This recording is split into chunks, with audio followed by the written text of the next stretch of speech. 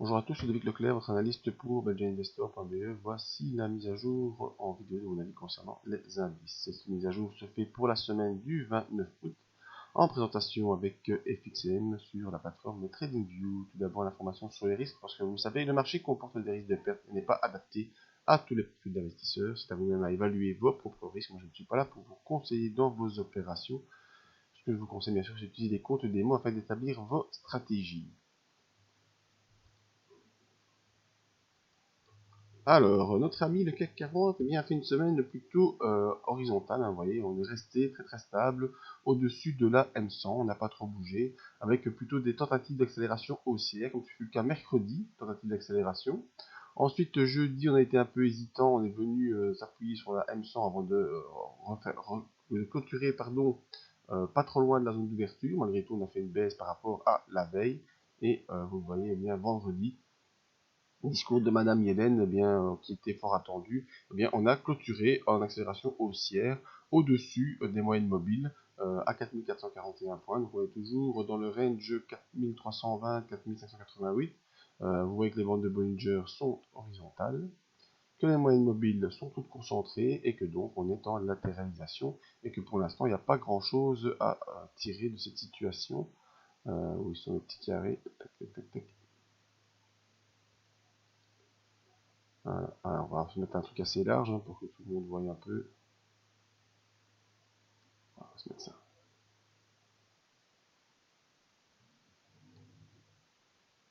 Voilà, on est ici dans une zone entre 4529 et au niveau inférieur, ben, c'est plutôt la M100 qui comprend comme zone de référence qui pour l'instant est à 4374. Donc tant qu'on est un peu coincé là-dedans, eh bien il n'y a pas trop grand chose à faire, si ce n'est attendre un signal un peu plus important. Voilà. Alors, au niveau du S&P 500, qui lui a clôturé bien sûr après le discours de Madame Yellen, eh bien, vous voyez que c'est ici c'est clairement un doji d'hésitation. Alors le rectangle que vous avez tracé déjà depuis un moment, ben, malheureusement, ben voilà, on le prolonge, ça continue encore et encore. Je vous ai dit de faire attention à une sortie par le haut ou par le bas, ben, il n'y en a pas. Il n'y a pas de sortie par le haut, pas de sortie par le bas, et donc on est coincé avec un support à 2160 qui a été touché hier durant la séance et qui est revenu clôturer vraiment dans un doji d'hésitation. Donc on voit ce genre de configuration, ce genre de bougie, c'est-à-dire une bougie comme ça avec un corps qui est assez petit et une ombre haute et une ombre basse très importante, beaucoup plus grande que le corps. Et bien ce sont des dojis d'hésitation, c'est-à-dire qu'on ne sait pas trop comment interpréter ce qui a été dit, on ne sait pas trop comment réagir. Nos indicateurs, eh bien on a le RSI qui lui est dans sa zone neutre, on ne sait rien en dire, et on a le MACD qui est au-dessus de 0, donc plutôt une tendance haussière, mais il est sous son signal, donc une consolidation après une tendance haussière. Et c'est clairement ce qu'on a pour l'instant. Vous voyez, la tendance haussière, elle a été là. Et puis on a dans ce range de consolidation. Donc toujours rien, grand chose à pouvoir estimer. Si ce n'est, qu'est-ce que je peux essayer d'aider, je descends un peu mon graphe pour un peu de données. Voilà. Les données importantes, elles sont ici. Hein. Les bandes de Bollinger. Ben, la bande de Bollinger supérieure est à 2194 et la bande de Bollinger inférieure à 2178. On peut considérer que ces deux euh, zones sont les zones auxquelles il faut faire attention parce que vous voyez, resserrement de bande de Bollinger, ça veut dire quoi? Que bientôt on aura une sortie, peut-être par le haut, par le bas. Vous voyez, on a déjà une tentative d'accélération baissière, mais pour l'instant, on reste dans ce grande latérisation, et bien pas grand chose pour s'inquiéter. Il faudra encore une fois attendre un signal, peut-être début de semaine prochaine, d'une accélération haussière ou baissière. Pour l'instant, sur les indices, on est coincé. Vous voyez, le SP500 qui latéralise, une grosse latéralisation, ce doji d'hésitation. Sur le CAC 40, qu'est-ce qu'on avait vu? Eh bien, même chose, on est en train de latéraliser avec une séance d'accélération, une consolidation, une séance d'accélération, mais on va pas très loin.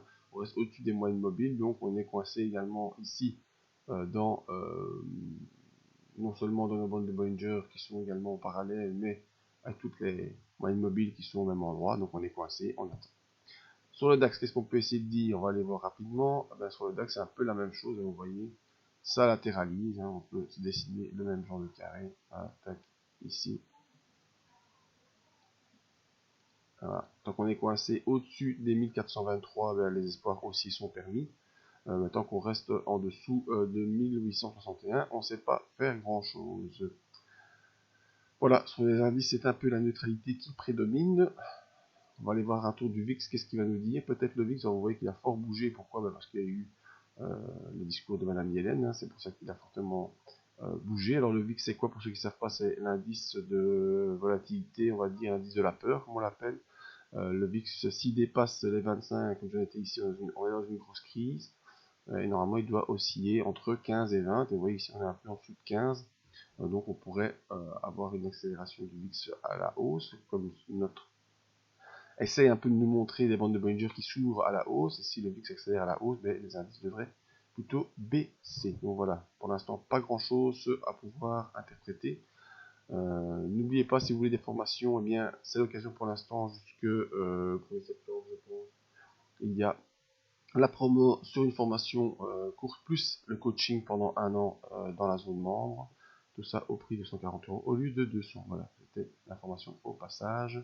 Venez nous voir sur le site pour voir nos vidéos d'analyse et surtout s'inscrire en bas de page pour obtenir toutes les informations et les news via la newsletter. Merci à tous. À tout bientôt.